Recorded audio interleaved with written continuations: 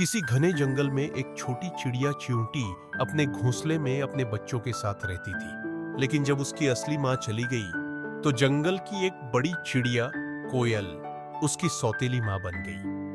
भाग 1। सौतेली माँ का आगमन च्यूंटी की असली माँ का अचानक कहीं जाना पड़ा और वह अपने छोटे बच्चों को अकेला छोड़ गई। जंगल में रहने वाली कोयल ने सोचा, अब मैं इन बच्चों की देखभाल करूंगी। लेकिन कोयल को बच्चों की जिम्मेदारी निभाने का मन नहीं था। वह बस दिखावे के लिए मां बनी थी। भाग 2। सौतेली मां का व्यवहार। शुरुआत में कोयल मीठी मीठी बातें करती, लेकिन जैसे ही समय बीतता गया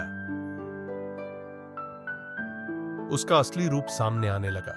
वह खुद तो मीठे मीठे फल खाती, लेकिन च्यूंटी के बच्चों को रूखा सूखा खाना देती। वह उनसे ज्यादा काम कराती और खुद आराम करती।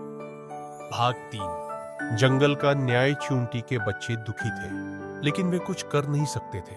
एक दिन जंगल के राजा शेर ने यह सब देखा। उसने कोयल से पूछा, तुम इन बच्चों को अच्छे से क्यों नहीं पाल रही? कोयल डर गई और बहाने बनाने लगी। लेकिन तोता, जो सब देख रहा था, उसने सारी सच्चाई बता दी।